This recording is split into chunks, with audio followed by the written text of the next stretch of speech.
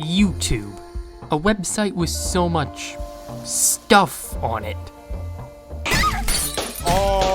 I think it's kind of incredible that a company is wasting millions of dollars in storage just to keep image 4312, a video of some random guy's daughter singing in a school, which has received a total of 17 views. Stuff like this only exists because of how widespread cameras are now, and we've also started to see this with video games. Random ass clips from random ass people. We get random videos of random people because cameras have become a very accessible thing. And we see more and more random gaming crap because recording your screen is not a luxury. Today, if you want to record your screen, just use OBS. And if you've never heard of it, there's always 100 others that cover like half your screen with a watermark. But screen recording wasn't something people always had. OBS is from 2012 and still took time to get well known. But just look at YouTube back then. And random people still posted shit. How? Well, when most people can't just record their screen, devs think of ways to get free promotion online. The in-game recording feature. It makes sense, just let people record. It's a nice feature to have. But is it good? That's what I want to know. Are these features capable of full-on replacing screen recording software?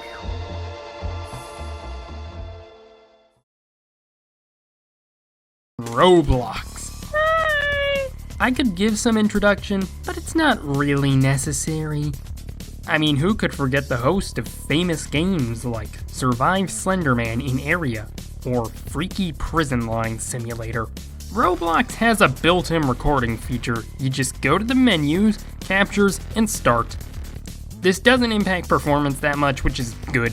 And the only overlay you have to deal with is this little red outline that you can pretty easily ignore. After a recording is done, it's just saved in the Windows video folder.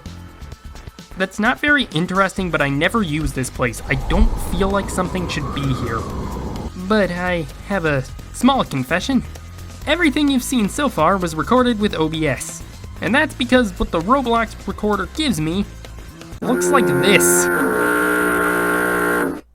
Performance above all else, I guess. I've decided that the rest of this section will be made entirely using this footage because it just shows how bad it is. It's locked to 480p, 18 FPS, with a horrible bitrate. That's mostly because when this released, computers were significantly worse and just couldn't handle recording at a higher quality. But now, this is just bad. You don't need a good computer by modern standards to record at a higher quality than this. Roblox's recording feature entirely functions, but the actual output is just too bad to be useful.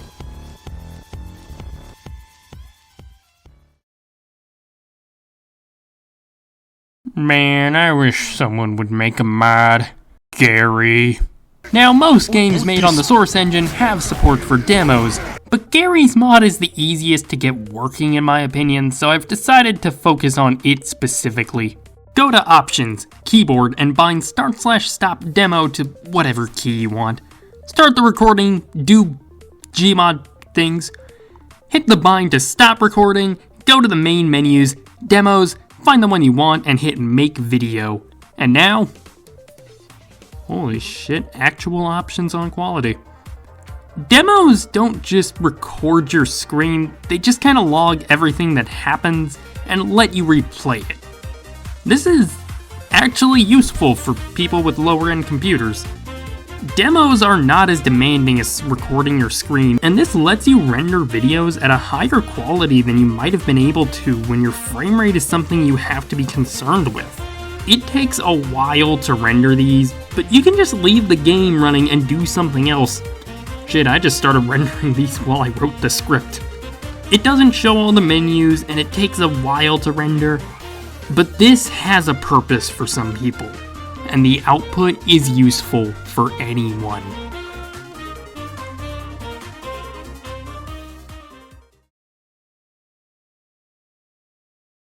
It feels a little weird to only cover 2 games in this video, but I think I've said all that's necessary.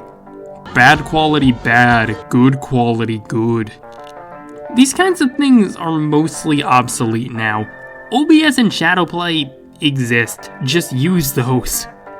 But without these kinds of things for people to use, a lot of the internet just wouldn't be here.